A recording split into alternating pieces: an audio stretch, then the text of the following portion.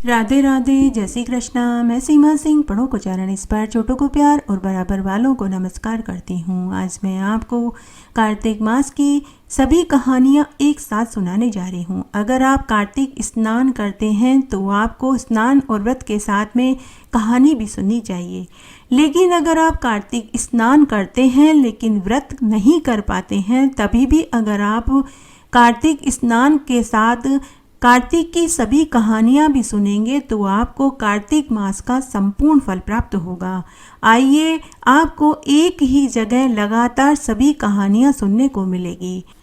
कार्तिक मास के स्नान की कहानी। एक नगर में एक राजा अपनी 6 रानियों के साथ रहता था, लेकिन राजा को किसी भी रानी से औलाद का सुख प्राप्त नहीं हुआ। इसलिए राजा हमेशा दुखी रहता था। उसके दुख को कोई नहीं जान पाया, लेकिन राजा का एक चतुर मंत्री था जो राजा के दुख को जान गया। तब उस राज्य मंत्री ने राजा से कहा कि हे महाराज, हमें अपने राज्य के लिए एक उत्तराधिकारी चाहिए। बिना उत्तराधिकारी के कोई भी शत्रु राज्य पर आक्रमण कर सकता है और राज्य को हड़प सकता है। इसलिए हे महाराज, आपको 7वां विवाह करना ही चाहिए। तब राजा ने कहा कि अरे मंत्री, 6 विवाह करने पर ही औलाद सुख नहीं मिला तो क्या गारंटी है कि 7वां विवाह करने पर मुझे औलाद सुख प्राप्त होगा। तब मंत्री ने कहा कि हे महाराज, आपने 6 विवाह किए हैं तो एक 7वां विवाह और कर लीजिए। तब राज्य मंत्री के कहने पर राजा ने 7वां विवाह अपने पड़ोसी राजा मित्र की लड़की चंद्रप्रभा से कर लिया। 7वीं रानी बड़ी ही सुंदर, सुशील, चतुर, धार्मिक प्रवृत्ति की थी, जबकि अन्य 6 रानियां 7वीं रानी से चिढ़ने लगी। आए दिन कोई न कोई बात से वे सभी 6 रानियां 7वीं रानी को अपमानित करती रहती थी, लेकिन 7वीं रानी ने किसी की भी बात को दिल से नहीं लगाया। इस तरह समय व्यतीत होने लगा। तब एक बार कार्तिक का महीना आया। 7वीं रानी ने राजा से कहा कि महाराज, मैं कार्तिक स्नान और व्रत करना चाहती हूँ। मैं चाहती हूँ कि हम 1 महीने तक गंगा तट पर जाएं और वहीं पर रहकर कार्तिक स्नान और व्रत करें। तब राजा ने 7वीं रानी की बात को माना और वे दोनों गंगा तट पर चले गए और वहीं पर 1 महीने तक गंगा स्नान किया, सूरज भगवान को अर्घ्य दिया, तुलसी जी को जल से सींचा, दीपक बाती करी, पीपल पतवारी सींची, खूब दान पुण्य किया। 1 महीने के बाद राजा रानी महल में आए। महल में आने के बाद 7वीं रानी ने कार्तिक स्नान के व्रत का उद्यापन पूरे विधि विधान से किया। यह सब देखकर 6 रानियां उससे चिढ़ने लगी। इस तरह समय व्यतीत होने लगा। 6 महीने के बाद 7वीं रानी को गर्भ ठहर गया। जब 7वीं रानी चंद्रप्रभा को गर्भ ठहरने के बाद 6 रानियों को मिली तो उनके ऊपर जैसे दुखों का पहाड़ टूट पड़ा हो। सभी 6 रानियों ने 7वीं रानी का गर्भ गिराने के लिए कई उपाय किए। कभी तो वे आंगन में पानी और घी तेल गिरा देती ताकि 7वीं रानी फिसल कर गिर जाए और उसका गर्भ गिर जाए। कभी वह 7वीं रानी के खाने में जमाल घोटा मिला देती, लेकिन हर बार कार्तिक भगवान राधा दामोदर जी ने किसी न किसी वेश में आकर 7वीं रानी को बचा लिया। जब बड़ी 6 रानियों का हर उपाय व्यर्थ चला गया, तब सभी ने मिलकर दाई को खूब सारा धन का लालच दिया और कहा कि जब 7वीं रानी को औलाद हो तो चाहे वह लड़का हो या लड़की हो, पहले तुम हमें लाकर देना और उसकी जगह बंदरिया रख देना।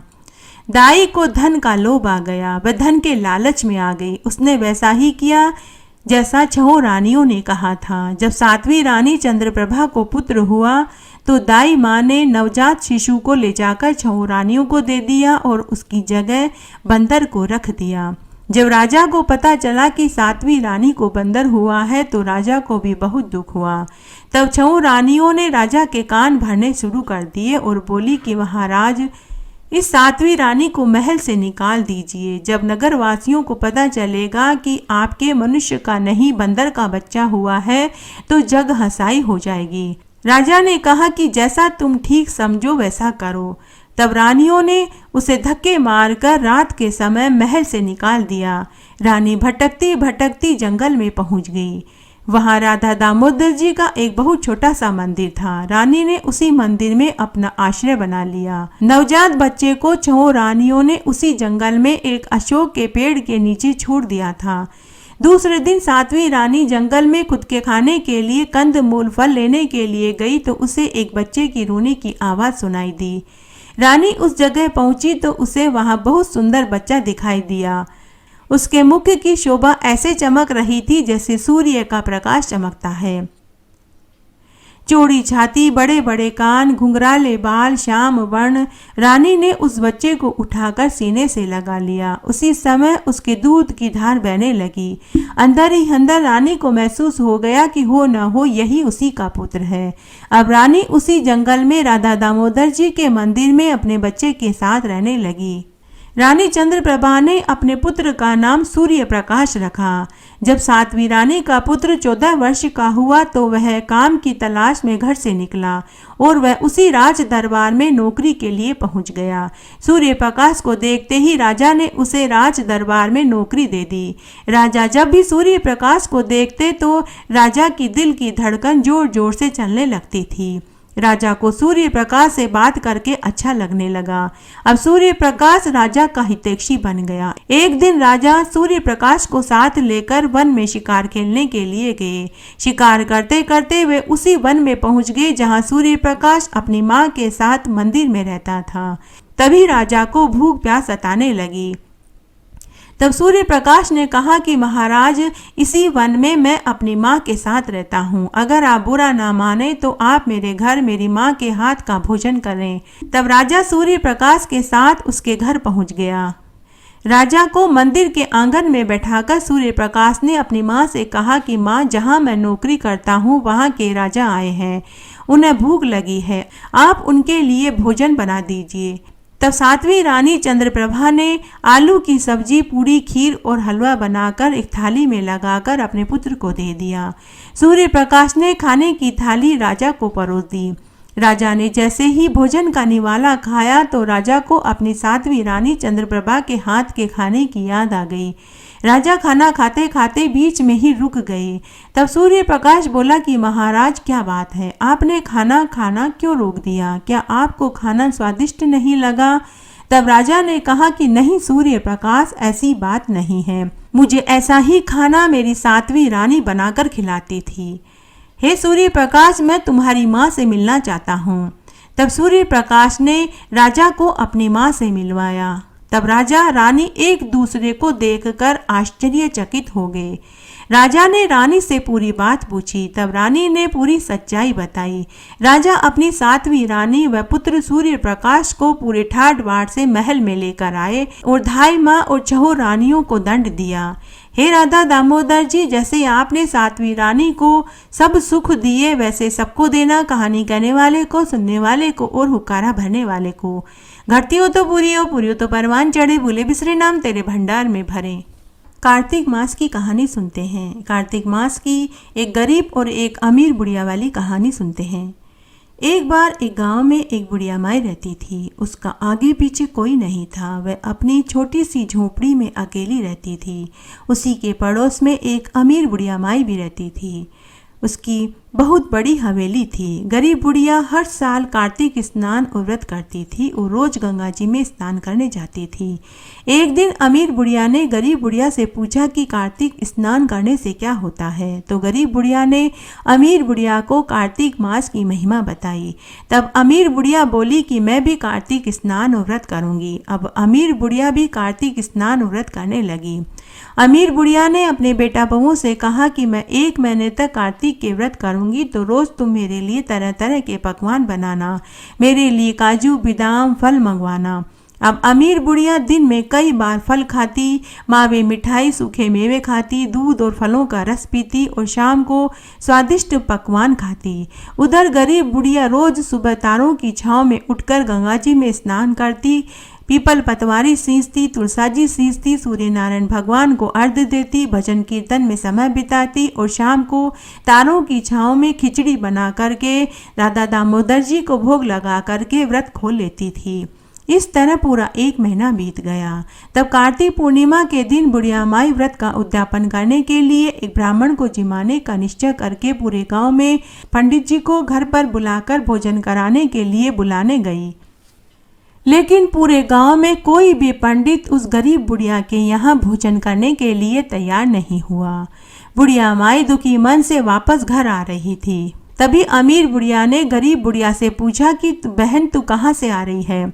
गरीब बुढ़िया सच्चे मन की थी तो उसने पूरी बात बता दी कि कार्तिक व्रत का उद्यापन करने के लिए मैं गांव में से पंडित को खाना खिलाने के लिए बुलाने गई थी, लेकिन कोई भी पंडित मेरे यहाँ भोजन करने के लिए तैयार नहीं हुआ। तो अमीर बुढ़िया गरीब बुढ़िया के ऊपर हंसते हुए बोली कि अरे तेरे खुद के खाने का पता नहीं, तू पंडित जी को क्या खिलाएगी। तूने मुझे सही समय पर याद दिला दिया। मैंने भी तो कार्तिक स्नान व्रत किया है, मुझे भी तो कार्तिक का उद्यापन करना है। मैं घर जाती हूँ और बेटा बहू से कहूँगी कि वो पंडित जी को बुलाकर के लाएं। इस तरह अमीर बुढ़िया चली गई। गरीब बुढ़िया अपनी झोपड़ी में आकर उदास होकर बैठ गई। सुबह से शाम हो गई, आसमान में तारे टिमटिम कर रहे थे। बुढ़िया रोज की तरह तारों की छांव में कार्तिक व्रत खोलने के लिए बैठी थी। आज उसका खिचड़ी खाने का मन नहीं हो रहा था। तभी उसकी झोपड़ी में तेज प्रकाश फैल गया। बुढ़िया ने देखा साक्षात विष्णु भगवान चतुर्भुज रूपधारी, पीताम्बरधारी, मोर मुकुटधारी, शंख चक्र पद्म गदाधारी भगवान खड़े थे। गरीब बुढ़िया तो बावली हो गई, भगवान के चरणों में गिर पड़ी। तब भगवान बोले कि बुढ़िया मैं तेरे यहाँ भोजन करने के लिए आया हूँ, क्या तू मुझे भोजन नहीं कराएगी। तो बुढ़िया ने कहा कि हाँ भगवान, मैं आपको भोजन नहीं कराऊंगी तो किसे कराऊंगी। बुढ़िया ने आसन बिछाया, भगवान को बैठाकर थाली में खिचड़ी परोस दी। विष्णु भगवान ने खिचड़ी खाई और कहा कि अरे बुढ़िया, आज से पहले ऐसी स्वादिष्ट खिचड़ी मैंने पहले कभी नहीं खाई। खिचड़ी खाकर बुढ़िया को वरदान देकर भगवान अंतर्ध्यान हो गए। बुढ़िया का घर अन्न धन के भंडार से भर गया। जाते जाते भगवान ने बुढ़िया की झोपड़ी को ठोकर मारी तो वह सुंदर महलमालिये में बदल गई। हे विष्णु भगवान, जैसे आप उस बुढ़िया माई के ऊपर प्रसन्न हुए वैसे सबके ऊपर होना। कहानी कहने वाले, सुनने वाले और हुक्कारा भरने वाले सबको अन्न धन के भंडार से भर देना। घटती हो तो पूरी हो तो परमान चढ़े, भूले बिसरे नाम तेरे भंडार में भरे। कार्तिक मास में सभी कहानियों के साथ में गाय माता की कहानी जरूर सुननी चाहिए। आइए अब हम गाय माता की कहानी सुनते हैं। एक बार बहुत छोटा सा गांव था। उस गांव में एक नामी पैसे वाले सेठ सेठानी रहते थे। उनके पास खूब धन दौलत थी। घर में किसी चीज की कोई कमी नहीं थी। वे दोनों पति पत्नी बड़े ही धार्मिक प्रवृत्ति के थे। वे सभी तरह के व्रत, उपवास, पूजा पाठ, दान पुण्य किया करते थे। इस जन्म में उन्होंने सभी पुण्य कार्य किए, किसी का दिल नहीं दुखाया, न ही कोई पाप कर्म किया। फिर भी वे महान दुखी थे। उनके विवाह को कई बरस हो चुके थे, लेकिन उन्हें औलाद सुख प्राप्त नहीं हुआ। उन्होंने खूब दवा दारू ली, खूब देवी देवता ढूंढे, लेकिन सब निष्फल हो गया। तब एक दिन उनके गांव में काशी के एक महात्मा जी आए। सभी गांव वाले उनके प्रवचन सुनने के लिए जाते थे। तब एक दिन सेठ सेठानी भी उनके पास गए। जब प्रवचन खत्म हो गया तो सेठ सेठानी ने सब गांव वालों के जाने के बाद महात्मा जी के पास एकांत में उनसे मिलने के लिए गए और अपना सारा दुख उन्हें सुनाया। सेठ सेठानी ने महात्मा जी से कहा कि महात्मा जी, हमने इस जन्म में ऐसा कोई पाप नहीं किया जिसकी वजह से हमें यह सजा मिल रही है। कृपया महात्मा जी हमारे दुख का निवारण बताइए ताकि यह जन्म न सही अगला जन्म सुधर सके। तब महात्मा जी, जो बहुत ही पहुँचे हुए संत थे, उन्होंने एक लंबी सांस ली और बोले कि पुत्र, सभी प्राणी अपने पूर्व जन्म के पाप कर्मों को इस जन्म में भोगते हैं। इस जन्म की सबको याद है, हमने क्या कर्म किए हैं क्या नहीं, लेकिन पिछले जन्मों का हिसाब किताब तो केवल ऊपर वाला परमात्मा ही जानता है। पुत्र, यह जन्म तुमने अच्छे कर्म करके बिताए हैं तो अवश्य अगला जन्म तुम्हारा जरूर सुधर जाएगा, लेकिन फिर भी इस जन्म में अनजाने में जो पाप कर्म हुए हैं हम वो नहीं जानते। जैसे चलते फिरते उठते बैठते समय हमसे कई चींटियां, मक्खियां, छोटे छोटे कीड़े मकोड़े, जीव जिनावर हमारे पाँवों के नीचे आकर मर जाते हैं। ये सभी भी पाप की श्रेणी में गिने जाते हैं। इसलिए मैं तुम्हें एक उपाय बताता हूँ, तुम उसे करो। तुम्हारा यही नहीं अगला जन्म भी सुधर जाएगा और अनजाने में जो पाप कर्म हुए हैं वे पाप कर्म भी धुल जाएंगे। हे पुत्र, तुम दोनों पति पत्नी 1 साल तक गाय की सेवा करो। फिर साल भर बाद उस गाय को एक ब्राह्मण को दान में देकर गाय का उद्यापन कर दो। उद्यापन में ब्राह्मण को दूध देने वाली गाय बछड़ा सहित दान में देना। साथ ही गाय दूने का बर्तन, गेहूं और गुड़ की बोरी, ब्राह्मण के 5-5 कपड़े दक्षिणा के रूप में रखकर भोजन कराकर सपत्नीक ब्राह्मण को भोजन कराकर के देना। हे पुत्र, तुम्हारा अगला जन्म सुधर जाएगा और तुम्हें सद्गति प्राप्त होगी। तब सेठ सेठानी ने महात्मा जी को प्रणाम किया और घर आए। घर आने के बाद उन्होंने एक ग्वाले से दूध देने वाली गाय बछड़ा सहित खरीदी। अब सेठ सेठानी दोनों ही गाय की सेवा करने लगे। रोज गाय को नहलाते, बाड़े की सफाई करते, हरा चारा खिलाते, दूध दुहते और उस दूध को ग्वाले को दे देते। रोज गाय का दूध दूहते, गोबर पोठे उठाते, उनके कंडे बनाते। इस तरह से उनका समय बीतने लगा। साल भर बाद उन्होंने गाय का उद्यापन किया और एक योग्य ब्राह्मण को सपत्नीक भोजन कराकर वही गाय उन्होंने ब्राह्मण को दान में दे दी और साथ ही गुड़, दलिया, गाय के गले की घंटी, गाय के पाँव के सोने के घुंघरू, दक्षिणा के रुपए, ब्राह्मण और ब्राह्मणी के 5-5 कपड़े, अन्न, वस्त्र, रुपया के साथ उन्हें दान में दे दिया। उस रात्रि को सेठ सेठानी को सुकून भरी नींद आई, जैसे सिर का बहुत बड़ा भारी बोझ उतर गया हो। इस तरह समय गुजरने लगा। तब इसे संयोग ही कहें कि दोनों सेठ सेठानी की मृत्यु एक ही दिन हो गई। उन्हें लेने के लिए यमदूत आए। जब यम मार्ग में वैतरणी नदी आई तो उन्हें वैतरणी नदी पार कराने के लिए वही गाय आकर खड़ी हो गई। सेठ सेठानी ने गाय की पूंछ पकड़ करके वैतरणी नदी पार करी। जब सेठ सेठानी धर्मराज जी की चौखट पर पहुंचे तो उनके कर्मों का लेखा जोखा बताने के लिए पुनः वही गाय आकर धर्मराज जी के सामने खड़ी हो गई। उस समय धर्मराज जी और चित्रगुप्त जी को भी महान आश्चर्य हुआ।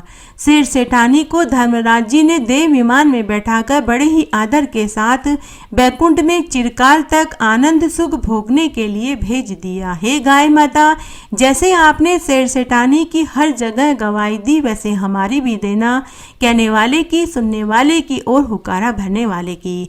घटती हो तो पूरी हो, पूरी हो तो परवान चढ़े, भूले बिसरे नाम तेरे भंडार में भरे। कार्तिक मास में सभी कहानियों के साथ में भगवान शालिग्राम जी की कहानी सुनने, पूजन करने का बहुत पुण्यफल मिलता है। आइए अब हम शालिग्राम जी की एक पवित्र पुण्यफल देने वाली कहानी सुनते हैं। एक बार बहुत छोटा सा गांव था। उस गांव में एक विधवा बुढ़िया माई अपने बेटा बहू के साथ रहती थी। उस विधवा माई के पास गाय, भैंस, बकरियां थी जिन्हें वह जंगल में चराने के लिए जाया करती थी। उनका वह दूध निकालती और बाजार में बेचती थी। साथ ही जो दूध बच जाता था उसका दही, छाछ, घी भी बेचती थी। उसका बेटा मजदूरी करता था। बुढ़िया माई इन सभी कामों के साथ रोज नित्य से शालिग्राम जी को स्नान कराती, पूजा पाठ करती थी और रोज भोग लगाकर भोग सुबह शाम चढ़ाती थी और रोज आरती करती थी। और जब भी मक्खन बिलोती थी तो मक्खन का भोग भी भगवान शालिग्राम जी को लगाती थी। सुबह शाम उसकी यही दिनचर्या थी। तब एक बार कार्तिक मास में 1 महीने के लिए कार्तिक स्नान के लिए गांव की मंडली के साथ हरिद्वार जाना चाहती थी, परंतु वह मनी मन सोचने लगी कि बहू इतना सारा काम अकेले कैसे कर पाएगी। गाय भैंसों का, बकरियों का दूध निकालना है, बेचने जाना है, दही, छाछ, घी बेचना है और मवेशियों को जंगल में चराने ले जाना है, घर की रोटी सब्जी झाड़ू बुहारी करनी है, गाय भैंसों के बाड़े की सफाई करनी है। इसके अलावा रोज मेरे ठाकुर जी को स्नान कराना, पूजा पाठ करना, सुबह शाम भोग लगाना, ये सब काम बहू अकेले कैसे कर पाएगी। इस तरह बुढ़िया माई अपने कमरे में उदास बैठी हुई थी। रोज की तरह बेटा अपनी माँ के लिए भोजन की थाली उसके कमरे में लेकर गया तो उसने देखा कि माँ उदास बैठी हुई है। बेटे ने अपनी माँ से उदासी का कारण पूछा तो माँ ने पूरी सच्चाई बताई कि बेटा, गांव के सभी लोग कार्तिक मास में हरिद्वार स्नान करने के लिए जा रहे हैं। मेरा भी बहुत मन करता है, लेकिन मैं कैसे जाऊं? घर में इतना काम फैला पड़ा है, इतना काम बहू से अकेले नहीं हो पाएगा। बेटे ने कहा कि माँ, ऐसा मौका बार बार नहीं मिलता। आप कार्तिक मास में हरिद्वार स्नान करने के लिए जरूर जाओ। तुम्हारी बहू घर का सारा काम कर लेगी। तब बेटे ने अपनी पत्नी को बुलाकर के पूरी बात बताई तो बहू बड़े ही नेक दिल की, दयालु, सीधे सरल स्वभाव वाली थी। दुनियादारी की चालाकी उसे नहीं आती थी। उसने अपनी सासू माँ से कहा कि सासू माँ, आप जरूर कार्तिक मास में हरिद्वार स्नान करने के लिए जाइए। मैं आपके पीछे से सभी काम कर लूँगी। तब बुढ़िया माई ने गाय भैंसों का पूरा काम समझाया कि दूध, दही, घी बेचने जाना है। रोज सुबह जल्दी उठकर स्नान करने के बाद मेरे शालिग्राम भगवान को स्नान कराना है, पूजा करनी है, घी का दीपक जलाना है, आरती करनी है। दोनों समय भोग बना करके सबसे पहले भोग चढ़ाना है। बहू ने सारा काम सासू माँ से अच्छे से समझ लिया। सासू माँ निश्चित होकर 1 महीने के लिए कार्तिक मास में हरिद्वार में स्नान करने के लिए चली गई। दूसरे दिन बहू सुबह जल्दी उठी। स्नान करने के बाद शालिग्राम भगवान को स्नान कराया, नए कपड़े पहनाए, पूजा करी, घी का दीपक जलाया, अगरबत्ती जलाई और आरती करी और भोग में हलवा, पूड़ी, सब्जी और पानी का लोटा भर कर शालिग्राम भगवान के सामने रख दी और बोली कि हे शालिग्राम भगवान जी, आप भोजन खत्म कर लो जब तक मैं दूसरा काम करके आती हूँ। जब आप भोजन कर लेंगे तो जूठे बर्तन मैं ले जाऊंगी। अभी मुझे घर के और भी बहुत सारे काम करने हैं। ऐसा कहकर बहू गाय भैंसों और बकरियों का दूध निकालकर बेचने चली गई। जब सारा काम करके वापस आई और उसने शालिग्राम भगवान के सामने भोजन की थाली ज्यों की त्यों रखी देखी तो उसने सोचा कि शायद मेरी पूजा में कोई कमी रह गई होगी, इसीलिए ठाकुर जी ने भोजन नहीं किया। उसने वापस आंखें बंद करके शालिग्राम भगवान की स्तुति करने लगी और बोली कि हे ठाकुर जी, अगर मेरी पूजा में कोई त्रुटि रह गई है तो आप मुझे माफ़ कर दीजिए, लेकिन आप भोजन जरूर कर लीजिए।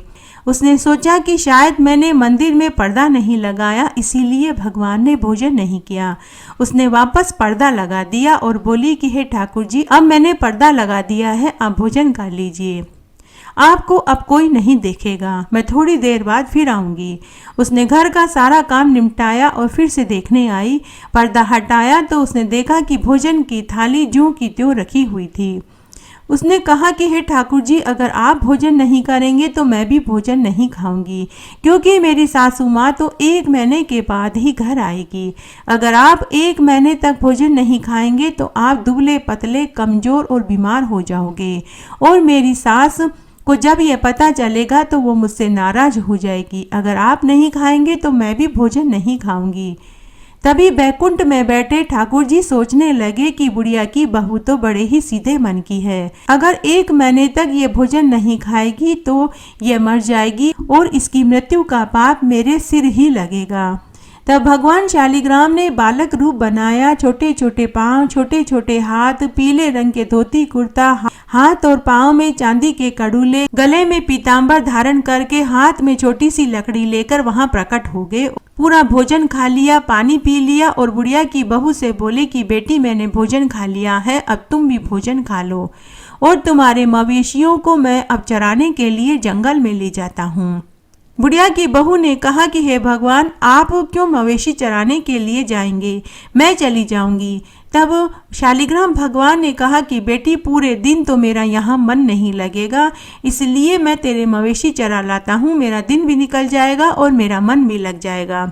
इस तरह शालिग्राम भगवान ने सारे मवेशियों को जंगल में चराने के लिए ले गए और शाम को सभी मवेशियों को घर वापस ले आए और आते ही बोले कि बेटी, गरम गरम रोटी, दूध का कटोरा और मक्खन दे दो, बहुत भूख लगी है। बुढ़िया की बहू ने भगवान को आसन पर बैठाया, चौकी पर भोजन की थाली रखी और भोजन परोस दिया। शालिग्राम भगवान जी ने भोजन किया और वापस मूर्ति में चले गए। अब रोज ऐसा ही होने लगा। 1 महीना कैसे निकल गया किसी को पता ही नहीं चला। 1 महीने के बाद बुढ़िया माई कार्तिक स्नान करके हरिद्वार से घर आए। घर आते ही सबसे पहले वह अपने शालिग्राम भगवान के दर्शन करने के लिए मंदिर में गई तो उसे वहां शालिग्राम भगवान की मूर्ति दिखाई नहीं दी। बुढ़िया ने बहू से पूछा कि बहू, मेरे शालिग्राम भगवान की मूर्ति कहाँ है? बहू ने कहा कि सासू माँ, आपके शालिग्राम भगवान हमारे मवेशियों को चराने जंगल में गए हैं, संध्या को ही लौटेंगे। ऐसा सुनते ही बुढ़िया माई का सिर चकराने लगा। वह बोली कि कहीं ठाकुर जी भी मूर्ति में से निकलकर हमारे घर के मवेशियों को चराने जंगल में जाएंगे? बहू, तू झूठ बोल रही है, तूने ही कहीं मूर्ति को उठाकर फेंक दिया है। सासू बहू को जोर जोर से डांटने लगी। तभी उसका बेटा भी आ गया। बुढ़िया ने अपने बेटे से कहा कि देख तेरी बहू क्या बोल रही है। तेरे कहने से ही मैं घर का सारा काम और शालिग्राम भगवान की जिम्मेदारी तेरी पत्नी को सौंप कर गई थी। अब तू ही तेरी पत्नी से पूछ कि मेरे शालिग्राम भगवान की मूर्ति कहाँ है। पति ने अपनी पत्नी से पूछा तो उसकी पत्नी ने वापस वही जवाब दिया जो उसने अपनी सास को कहा था। तो बेटा अपनी माँ से बोला कि माँ, जहाँ 1 महीने तुमने धैर्य रखा है, शाम तक और धैर्य रख लो, सब पता चल जाएगा। संध्या हुई तो भगवान शालिग्राम मवेशी लेकर घर आए और आते ही उन्होंने कहा कि बेटी, गरम गरम रोटी, दूध का कटोरा और मक्खन दे दो, बहुत भूख लगी है। शालिग्राम भगवान और उनकी आवाज़ सिर्फ बहू को सुनाई और दिखाई दे रही थी, लेकिन बुढ़िया और उसके बेटे को न सुनाई दे रहा था न दिखाई दे रहा था। तो बहू बोली कि लो माँ जी, आपके शालिग्राम भगवान आ गए हैं, अब आप खुद ही पूछ लीजिए। तो बुढ़िया और उसका बेटा एक साथ बोले कि कहाँ है शालिग्राम भगवान, हमें तो कुछ दिखाई नहीं दे रहा।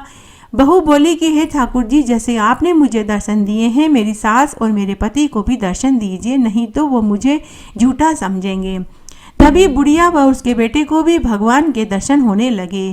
दोनों भगवान के चरणों में गिर पड़े। बुढ़िया माई रोती रोती बोली कि हे ठाकुर जी, मैंने पूरी उम्र आपकी पूजा करी, आपने कभी मुझे दर्शन नहीं दिए और नहीं मेरे भोग को स्वीकार किया। मेरी बहू ने 1 महीने आपकी क्या पूजा करी कि आपने इसे दर्शन भी दिए और इसका भोग भी स्वीकार किया। तो शालिग्राम भगवान बुढ़िया माई से बोले कि अरे बुढ़िया, तूने मुझे मात्र पत्थर की मूर्ति समझा, तेरी बहू ने मुझे जीता जागता इंसान समझा। हे शालिग्राम भगवान, जैसे आपने बुढ़िया की बहू को दर्शन दिए, उसके भोग को स्वीकार किया, वैसे सबका करना। कहानी कहने वाले का, सुनने वाले का और हुक्कारा भरने वाले का। घटती हो तो पूरी हो तो परवान चढ़े, भूले बिसरे नाम तेरे भंडार में भरे। सभी कहानियों के साथ में कार्तिक मास में धरती माता की कहानी सुनने का बहुत पुण्य फल मिलता है। आइए अब हम धरती माता की एक नई कहानी सुनते हैं। एक बार की बात है, सतयुग के जमाने की बात है। एक बहुत छोटा सा गांव था। वह गांव सरयू नदी के तट पर स्थित था। उस गांव के राजा का नाम महेंद्रजीत सिंह था। उस राजा के राज्य ज्योतिषी का नाम धर्मदत्त था। राजा महेंद्रजीत बड़ा ही धार्मिक प्रवृत्ति के थे। वे अपनी प्रजा का पालन अपने पुत्र के समान ही करते थे। राजा आए दिन यज्ञ, हवन, पूजा पाठ, दान पुण्य किया करते थे। राजा गरीबों निसहायों को आए दिन अन्न, वस्त्र, रुपया दान करते थे। राजा सभी तरह के व्रत, उपवास पूरे नियम धर्म के साथ करते थे। राजा के राज्य में सभी सुखी थे। उसके राज्य में कोई प्राकृतिक आपदा नहीं आई। पूरी प्रजा भाईचारे के साथ प्रेम भाव से रहती थी। राजा के राज्य ज्योतिषी की धर्म पत्नी बड़ी ही सुविचारों वाली धार्मिक महिला थी। वह भी सभी तरह के व्रत, उपवास, पूजा पाठ, दान धर्म कर्म किया करती थी। वह सभी एकादशियों का व्रत करती थी, पूनम अमावस्या का व्रत करती थी। सभी व्रतों का उसने समय रहते ही उद्यापन भी किया। उसने अपने नाते रिश्तेदारों को लेन देन करने में कभी कोई कंजूसी नहीं करी। वह खूब लेन देन करती थी। उसने भतीजों भांजियों को खूब मायरा भरा। उसने धर्मराज्य की कहानी सुनी, पोपाबाई की कहानी सुनी और सबका उद्यापन भी कर दिया। वह कार्तिक, बैसाख, माघ मास, पुरुषोत्तम मास में स्नान, व्रत, दान पुण्य करती थी और समय रहते ही उसने सबके उद्यापन भी कर दिए। पूरे गांव वाले ये जानते थे कि राजा के बाद अगर कोई व्रत, उपवास, दान पुण्य करता है तो वह राज्य ज्योतिषी की पत्नी लाजवंती करती है। उड़ती उड़ती यह खबर राजा के कानों तक भी पहुंच गई। तो राजा ने जब यह सुना तो उसे भी बहुत प्रशंसा हुई कि एक औरत होकर इतने धर्म कर्म करती है, यह तो बहुत बड़ी बात है। इस तरह समय बीतने लगा। तब एक दिन इसे संयोगी कहें कि एक ही दिन राजा और राज्य ज्योतिषी की धर्म पत्नी दोनों का स्वर्ग लोक गमन हो गया।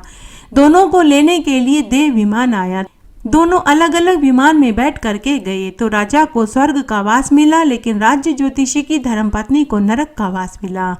वह नरक में पाप की गठरी लेकर इधर उधर भूखी प्यासी भटक रही थी।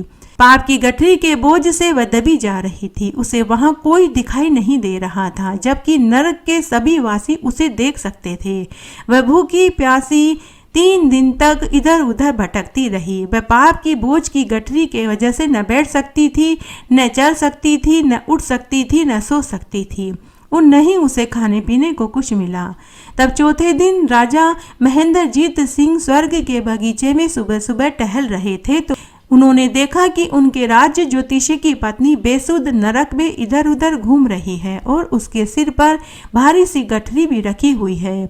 राजा उसे देख सकते थे, लेकिन राज्य ज्योतिषी की पत्नी उन्हें नहीं देख सकती थी। तब राजा उसके पास आए और बोले कि हे कल्याणी, मैं राजा महेंद्रजीत हूँ। तुम मेरे राज्य ज्योतिषी की धर्म पत्नी हो। हे भद्रे, तुम्हारी यह हालत क्यों हुई, जबकि तुमने तो अपने जीवन काल में खूब दान पुण्य व्रत उपवास किए थे। तुम मुझे बताओ, मैं तुम्हारी क्या मदद कर सकता हूँ। तब लाजवंती रोती हुई बोली कि हे महाराज, मेरे सिर पर यह बहुत बड़ी गठरी पड़ी है। इसे न तो मैं उतार सकती हूँ, न ही हटा सकती हूँ। हे महाराज, मैं आपको देख भी नहीं पा रही हूँ। हे महाराज, मुझे सब नहीं मालूम कि मेरी यह अवस्था क्यों और किस कारण हुई। न तो मैं किसी को देख सकती हूँ, न ही मैंने 3 दिन से कुछ खाया पिया है। मैं अपने दुख का निवारण किससे पूछूं, मैं नहीं जानती। तभी राजा ने नारद मुनि को याद किया। उसी क्षण नारद मुनि वहां प्रकट हो गए और उन्होंने राजा से पूछा कि हे राजन, तुमने मुझे कैसे याद किया। राजा ने नारद मुनि से लाजवंती के दुख का कारण पूछा। तब नारद मुनि बोले कि हे राजन, इसके सिर पर जो ये गठरी है, यह पाप की गठरी है। जब तक यह गठरी इसके सिर पर रहेगी, तब तक इसे कोई नहीं दिखाई देगा।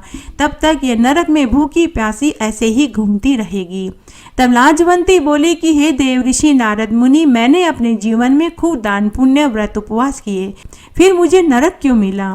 मैंने तो अपने जीवन में कोई पाप नहीं किया, फिर भी मेरे सिर पर पाप की गठरी होने का क्या कारण है। तब नारद मुनि बोले कि हे कल्याणी, तुमने अपने जीवन काल में खूब व्रत उपवास दान पुण्य किए, इसीलिए तुम्हें नरक की कठोर यातनाएं नहीं सहनी पड़ रही है। और रही बात कि तुम्हारे सिर पर यह पाप की गठरी होने की, तो हे भद्रे, माना कि तुमने जान करके कोई गलत काम नहीं किया, लेकिन अनजाने में तुमसे भी कई पाप हुए हैं जो हर किसी से होते हैं।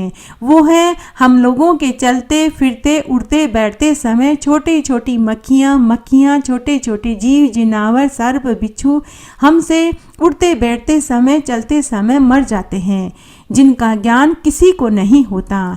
किसी के मन को कठोर अप्रिय शब्द अगर हम बोल देते हैं तो यह भी पाप की श्रेणी में गिने जाते हैं। हे कल्याणी, पाप जल्दी जल्दी कई गुना होकर बढ़ते हैं और धर्म धीरे धीरे बढ़ते हैं। तब लाजवंती बोली कि हे देव ऋषि नारद मुनि, ये राजा जी भी हमारे ही गांव के हैं। जो इन्होंने धर्म कर्म किए, वही धर्म कर्म मैंने भी अपनी सामर्थ्य अनुसार किए, फिर इन्हें स्वर्ग और मुझे नरक क्यों मिला। तो नारद मुनि बोले कि हे कल्याणी, इस राजा से भी अनजाने में कई छोटे बड़े पाप हुए थे, लेकिन इन्होंने जीवित रहते ही धरती माता के नाम की कहानी सुनी, व्रत किया और उद्यापन किया, जिससे इस राजा के सभी अनजाने में हुए पाप वहीं धरती पर रह गए। लेकिन तुमने धरती माता के नाम से न व्रत किया, न कहानी सुनी, न ही उद्यापन किया, इससे तुम्हारे अनजाने में किए हुए सभी पाप यहाँ पर आ गए। इसलिए हे कल्याणी, जब तक तुम्हारे सिर पर यह पाप की गठरी होगी, तुम किसी को यहाँ देख नहीं पाओगी। और हे कल्याणी, तुम्हें तो स्वर्ग ही मिला था, लेकिन इस पाप की गठरी को लेकर तुम स्वर्ग में प्रवेश नहीं कर सकती। तब लाजवंती और राजा दोनों ने एक ही प्रश्न नारद मुनि से किया कि हे देव ऋषि, अब इसका क्या निवारण है। तब नारद मुनि ने कहा कि हे राजन, हे कल्याणी, अब इसका तो एक ही उपाय है। हे कल्याणी, अगर तुम्हारे बेटा बहू 7 दिन तक पीपल के पेड़ के नीचे बैठकर धरती माता की कहानी सुने, व्रत करें और 7 दिन बाद व्रत का उद्यापन करें। और उद्यापन में 1.25 मीटर लाल कपड़ा, 1.25 मीटर सफ़ेद कपड़ा, नारियल 11 रुपए उसी ब्राह्मणी को भोजन करा कर के दान में देवें, जिससे 7 दिन तक कहानी सुनी जाए। साथ ही उस ब्राह्मणी को सुहाग के सामान दें, 5-5 कपड़े दक्षिणा के रुपए भी दें। और तुम्हारे बेटा बहू उस व्रत को तुम्हें संकल्प भर कर छोड़ देंगे तो उसी क्षण तुम्हारे सिर पर से ये पाप की गठरी का बोझ धरती माता खुद उठा लेगी और तुम्हें स्वर्ग का वास मिल जाएगा। तब लाजवंती बोली कि हे नारद मुनि, लेकिन मैं तो मर चुकी हूँ, अब मैं यह कार्य कैसे कर सकती हूँ। तब नारद मुनि ने लाजवंती के ऊपर अमृत के छींटे दिए और कहा कि अब तुम धरती पर जाओ और स्वप्न में अपने पुत्र को सारी बात कहो, यही एक उपाय है। तब उसी क्षण ब्राह्मणी अपने पुत्र के स्वप्न में जाकर बोली कि हे पुत्र, मेरे मरने के बाद मुझे स्वर्ग नहीं मिला, मेरे सिर पर पाप की गठरी पड़ी हुई है, मैं 4 दिन से नरक में भूखी प्यासी इधर उधर भटक रही हूँ। पुत्र, तुम्हें मेरे उद्धार के लिए एक काम करना होगा। स्वप्न में ही ब्राह्मणी का पुत्र बोला कि हे माते, तुम्हारे जैसी पुण्य आत्मा को अगर स्वर्ग नहीं मिला तो फिर हम जैसे क्या उम्मीद करेंगे। हे माँ, तुमने तो अपने जीवन काल में सभी तरह के व्रत, उपवास, दान पुण्य किए थे, तुम्हें स्वर्ग क्यों नहीं मिला। हे माते, तुम मुझसे बताओ, मैं ऐसा क्या करूं जिससे कि आपको कोई पीड़ा न उठानी पड़े। हे माते, मैं वही करूंगा जो तुम कहोगी। तब उसकी माँ ने अपने पुत्र को धरती माता के व्रत करने वाली पूरी बात बताई और विधि बताई। सुबह जब बेटा सोकर उठा तो उसने अपनी पत्नी को स्वप्न वाली बात बताई। ब्राह्मण के बेटा बहू ने उसी दिन से 7 दिन तक पीपल के पेड़ के नीचे बैठकर धरती माता की कहानी एक ब्राह्मणी से सुनी और व्रत किया। और 7वें दिन उसी ब्राह्मणी को भोजन खिलाकर सभी चीजें दान में दी और व्रत का संकल्प भर कर अपनी माँ को सौंप दिया। उसी क्षण ब्राह्मणी के सिर पर से पाप की गठरी मृत्युलोक में धरती माता ने झेल ली और ब्राह्मणी को स्वर्ग का वास मिला। धरती माता न केवल हमें अपने ऊपर चलने फिरने देती है, बल्कि हमारे अनजाने में हुए पाप के बोझ को भी खुद झेल लेती है। इसलिए हर एक प्राणी को अपने जीवन काल में एक बार धरती माता के नाम का व्रत करना चाहिए, कहानी सुननी चाहिए और उद्यापन करना चाहिए, ताकि हम भी धरती माता के इस कर्ज को कुछ हद तक उतार सकें और मरने के बाद हमें सदगति मिले। हे धरती माता, जैसे सदगति राजा को और बाद में ब्राह्मणी को आपने दिलवाई, वैसे सबको मिले। कहानी करने वाले को, सुनने वाले को और हुकारा भरने वाले को। घटती हो तो पूरी हो, पूरी हो तो परवान चढ़े, भूले बिसरे नाम तेरे भंडार में भरे। इस तरह आज मैंने आपको कार्तिक मास की सभी कहानियाँ एक साथ सुनाई। आशा करती हूँ यह आपको जरूर पसंद आएगी। मेरे साथ बने रहने के लिए आपका धन्यवाद। आगे की कथा कहानी के लिए भी आप इसी तरह मेरे साथ बने रहें। धन्यवाद।